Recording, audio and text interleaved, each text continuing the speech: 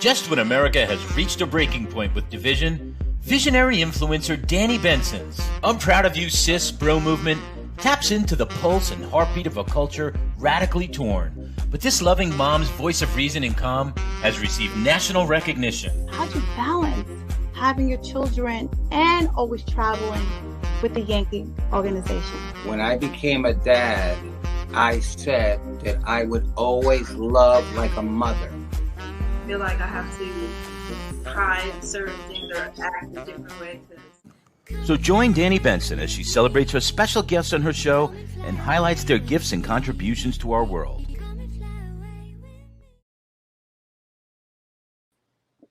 Hi, everyone. My name is Danny Benson, host of I'm Proud of You, Sis. Please like, share, and follow.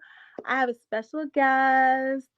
This is the I'm Proud of You Bro series. His name is Stephan E. Mortley. He is a sports agent, and he was here 2 weeks ago talking about how we can get parents that have their children in basketball prepared if they want their kids to eventually be drafted into the NBA, like steps that they have to do, like make sure they're in the right school, make sure that they're seen, make sure they have mentorship, make sure, the kids get, written up, ways that their kids could be seen so they can eventually get into the NBA. So this time around, Mr. Mortley is here to talk about, the NFL, how for parents who have kids who are tracking to one day want to be drafted into the NFL.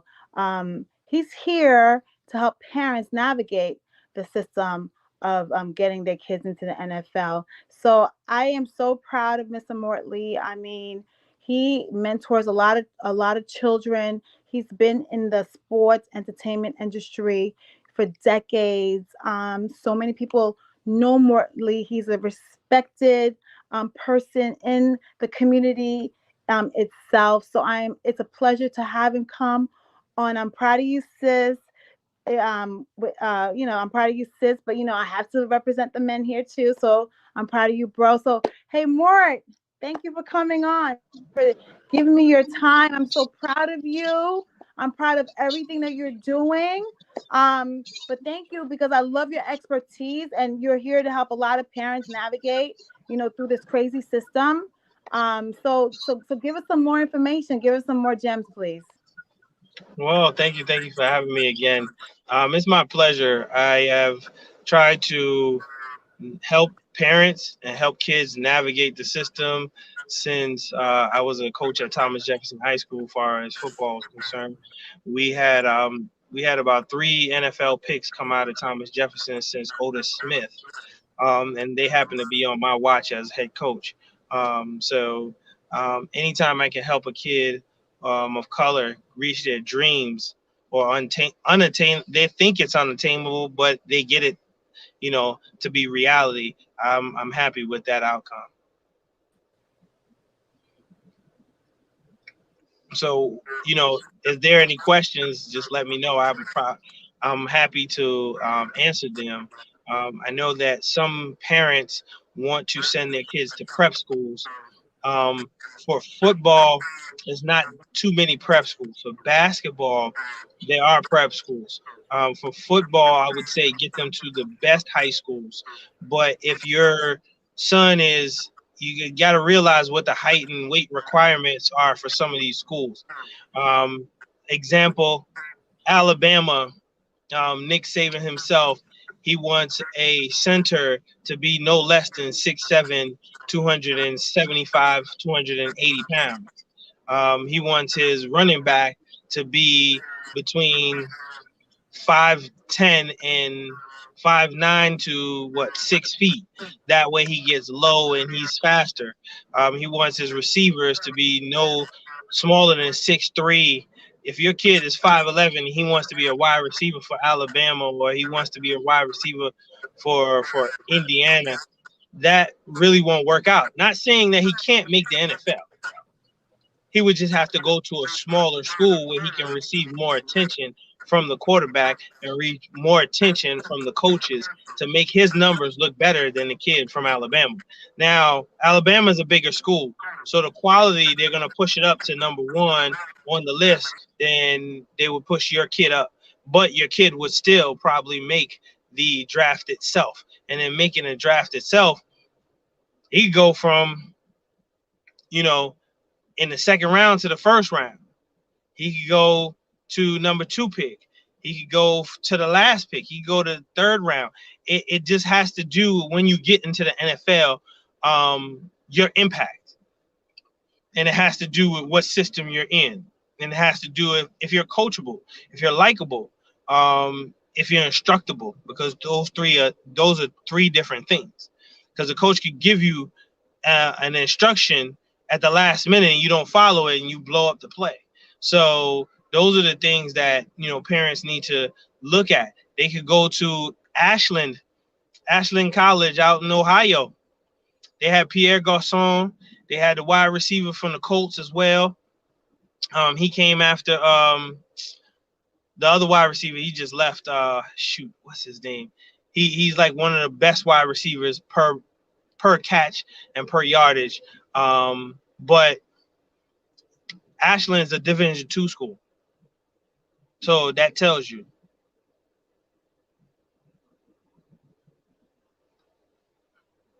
To get to basically saying go to a school where you could get more play time, so you could get your numbers up. That's better than going to a school where you're on the bench all the time, where you don't have any numbers, because then you're not getting more play time. Right. So if you don't have more play time, then it might be harder for you to get drafted because they're not seeing you play on the field as much. Correct.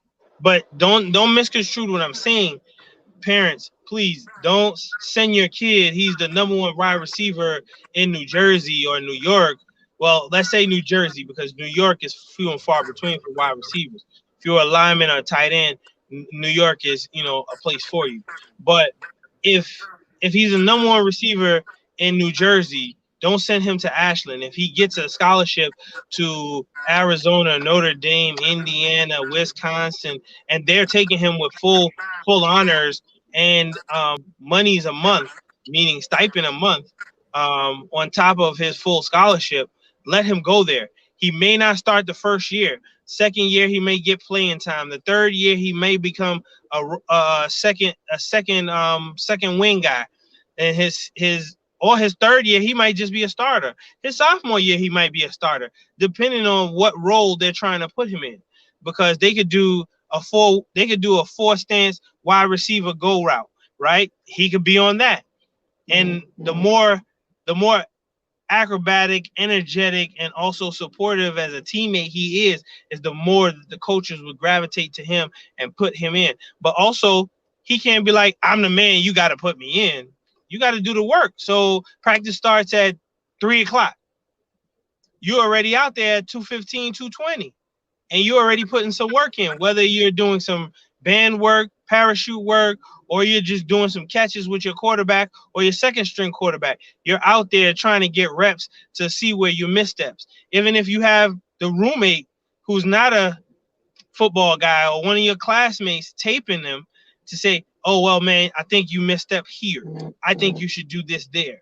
You know, that's even worth it too, because now they see you putting in pretty much what they would say now is the Mamba mentality. In Brooklyn, we say the extra work.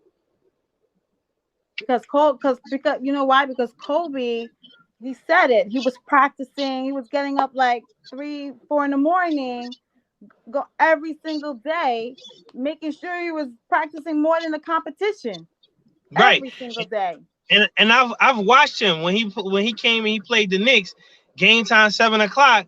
You know, me and my cohorts are at the Garden at like 6:30. Who's on the court? Kobe's on the court getting up shots. Game is 7:00. He's there 5:45. He already had maybe 30 minutes already going. Yeah, because you know what? I think consistency, discipline, and practice you know, I believe makes perfect. Like the more you practice, the more you do something, it's like your brain, I feel, is on autopilot. You know, Right. sometimes I watch people and they just throw the ball and it goes in. It's because they've done it so many times that Muscle your memory. body just conforms to how it just goes right in because you've done it so many times. Yeah. Because Muscle memory. have you ever sometimes like driven someplace so many times that you feel like you're just on autopilot? Like, how did I get Yep. here? I'm Because you've like, done it I so don't even many know the times. address, but you know how to get here. But you just get it. You be like, oh, I just made a left, I just made a right. So I think it's the Right. same thing with anything that you do in life. If you do it with consistency, if you just keep doing it over and over and over again, it just comes naturally to your body because that's what your It body does. is just used to doing. That's why It it's does. amazing when you have kids doing things so much earlier. Like, Right. if you start having them do it at 4 or 5 years old, Well, it's some kids, they do it at 5, and their parents are like, no, I don't want you to do it now. And then they pick it back up when they're 10 and 12 and 13. Like they never missed a step. You know, the other part of this is the kids must have grades. Like, let's be honest. You don't want to send them through a junior college because sometimes that wears them out because most of those coaches are not the medium or top tier coaches that could push them forward. So you have to be very, very careful of trying to reclass them too. When you reclass them, sometimes they're not doing great in the classroom. And let me tell you, some of these coaches at Division II schools are making 850 grand a year, 650 grand a year, and they want to go up to the Nick Saban who's making 6.2 million a year without sponsorship, without marketing, without anything else. That's his check annually, 6.2. That's his check annually. So that's without the marketing from Aflac, which is another $5 million. So you do the math. I dare you to do the math. The Aflac is $5 million. Then he has another car advertisement, that's $3 million. Then he does the media thing for all SEC. That's another $3 million. So if you do the math, he's almost up to $20 million. Me personally, I don't think any sane person is gonna go home and tell their wife, "Hey, this free house we're in, I lost my job, and the job that you have that they gave you, you're making $300,000. Honey, you got to give that job back." no. So exactly. So you'd be lucky if you scave out of it with your skin, over the night, because she might try to, do something to you. Because the kids think and they listen to people in the hood. Oh, they gonna come get you. No, they won't. They'll leave you right at junior college, especially So if you're uncoachable. So that's what we were talking about because I was talking to you about like the Rutgers, like why these kids are amazing at their game, and you said to me but the kids have to have the grades. They Like have to have the they grades. don't understand. Like they could be amazing players, but you got to do good in school. You got to have the grades. You can't get drafted without having good grades. It goes hand in hand. Well, I And mean, once you get to college, your first year, if you ball out football wise and you become that phenom, but believe the NFL, you have to complete 1 year. With the NFL, you have to complete 1 year. The NBA, as of last year, you could go from high school to the NBA. But NFL, you have to complete 1 year. The situation as it is that the grades are important because they now know that you can understand. Because a lot of kids just go off emotions and go off what they've known, and sometimes they can't read the play. Like legit, they can't understand the play, and that's because they either had a special development or they just never got the chance to get taught it, or people push them forward, so they just go off of muscle memory, and sometimes the muscle memory is not going to make it. Definitely not going to make it. so basically, you got to have the skills, but you also have to understand, you know, the different, you know, defensive plays and offensive plays that the coach puts on the board. You got to understand how Definitely. all the moving parts are working, why they're working. So you have to have some sort of intelligence as to how to make the play work and Listen, execute it. most football players have a hidden genius in them. And I say that because in one play, there's like 9 different options. Wow. In one play, there's 9 different options. And I'm gonna say it like this. Ah, man, I forgot his name, but he's a member of Kappa Alpha Psi. He's a doctor in Boston. My man got a scholarship to Cambridge, skipped the NFL, went to Cambridge, became a neurosurgeon certified, skipped going into his practice, played in the NFL for 4.5, maybe 5 years, and went right back into neurosurgery. He's one of the top neuro doctors, period. Amazing. So again, NFL players and football players have a hidden genius. It's just that you have to tap into it and you have to utilize it. I didn't know that. So, okay. All right. So if I'm a parent, what age do my kid start getting looked at? Is it high school? They start signing them in high school. The guy who just left USC, I think he signed for another extra year as a COVID year. He got signed in 7th grade. Yeah, he got signed in 7th So grade. how do you get noticed in 7th grade? Well, so a lot of things that the parents need to pay attention to is these journalists. The journalists write you up real early. They write you up real early. One journalist want to outdo the other, so they start following kids and start keeping an eye on kids. And going to the camps actually helped that too, because some of the journalists pop up and they want to see who's the best in their state. So if the best in Tennessee ends up going to New Jersey to Don Bosco Prep's camp, now you get the, oh yeah, that's the kid from Tennessee. Okay. Boom. So now you got 2 journalists. How do you know what camps to go to? Is it like the camp to go to? Are they like? So there's a number of camps to go to. There's a number of camps. So the bigger schools like Florida State, Notre Dame, Tennessee, Duke, they've been having their camps forever.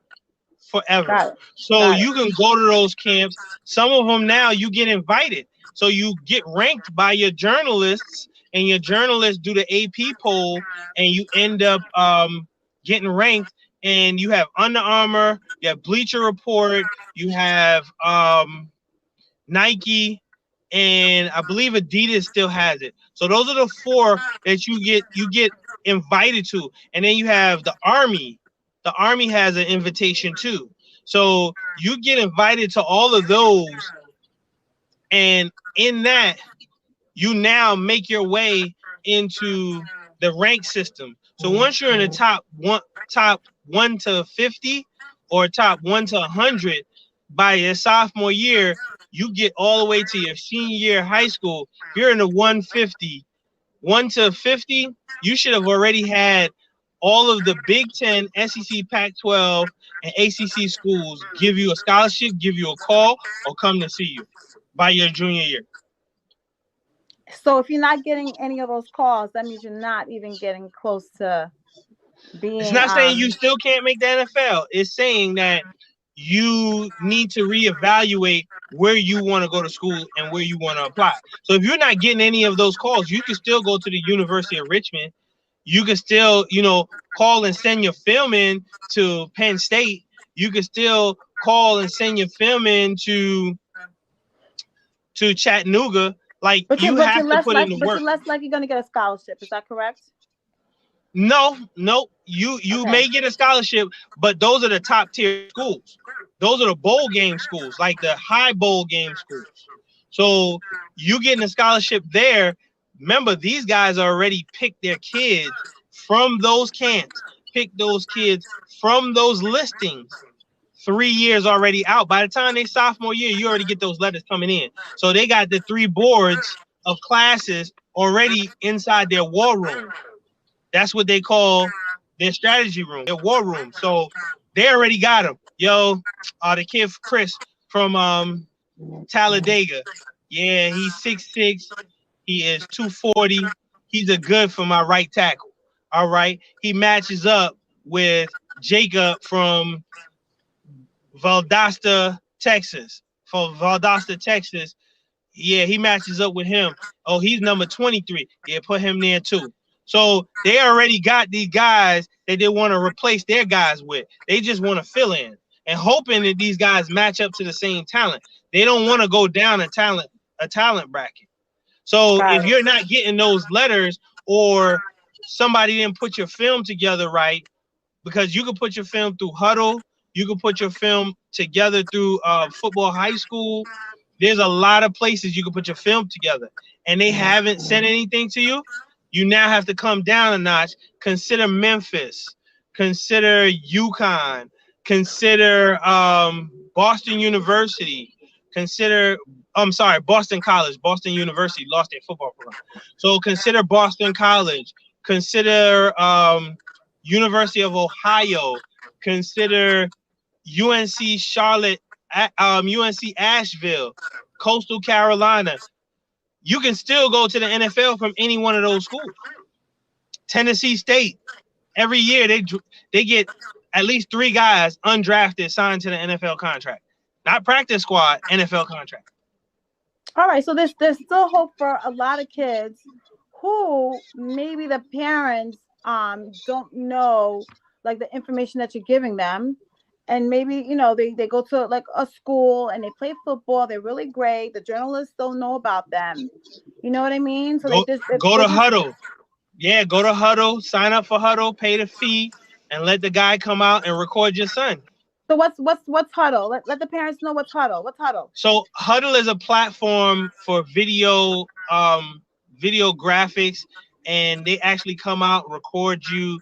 They come out and they pretty much film your stuff and put your stuff all over the United States and all over pretty much the web, really. So now your kid becomes a superstar. Really? And how much is that to like subscribe to? So when they first started, it was like $300. Now they're like the number one go-to. So I'm not sure. They started in like 2011, 12. So right now it's the go-to. They have like 4 more platforms. They even have services that you pay for. So those services, them and other services, are $500 to $1,000. So, but again, if your kid is 5'5", he's not, and he's not running a 4.2, 4.3 40, he's not gonna go to the NFL. He's gonna get a scholarship. He can get a scholarship to a smaller school, and he can get an education for free, especially if he's like super bright. But don't look for a 5'5" kid or 5'7", 5'9" kid to go to the NFL. If he plays at a smaller school like Virginia Union and he's not even on the, don't look for him to go to the NFL. Now, if he goes to the USFL or the AFA and plays up and he gets attention, he can walk into the NFL by invite to training camp. But also you have to pick the. Oh, hi everyone. I don't know what happened to Mort, but Mort is providing us so much great information to all the parents out there.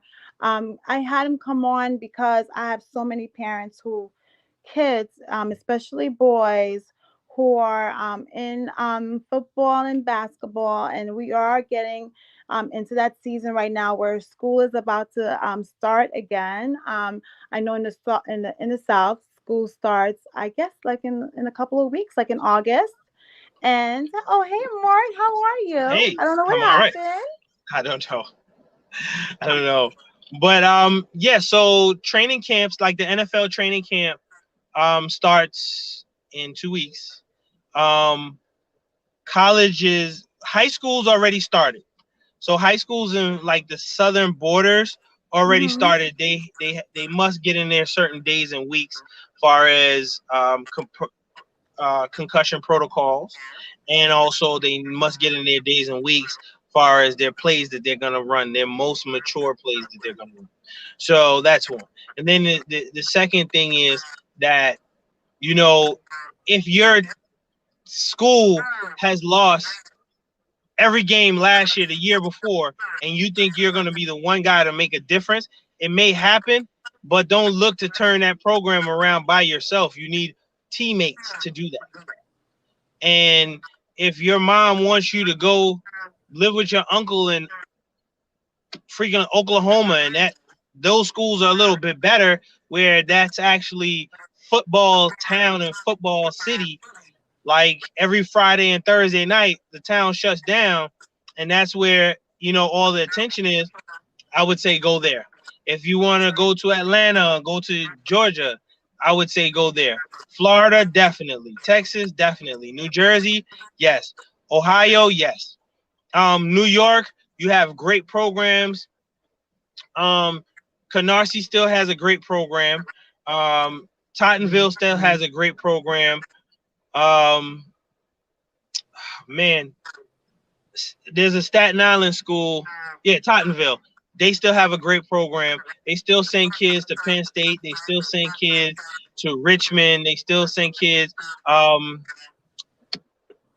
There's a school in Brooklyn that it's called the Sharks. I forgot the name of it, but it's all the way on the other end of Brooklyn, like Avenue U. But their mascot is the Sharks. They still send kids to Virginia. They still send kids to Penn State. They still send kids to Dayton. Still send kids to Charlotte. But their grades are good. They've passed the SAT, you know, and they've got their recommendations, their community service. And when the coaches look at that, they take them. So who else has a great program? You still got Cardinal Hayes. Cardinal Hayes, every year out of college, you get about 5 guys going to the NFL that attended Cardinal Hayes High School. I am proud of you, bro.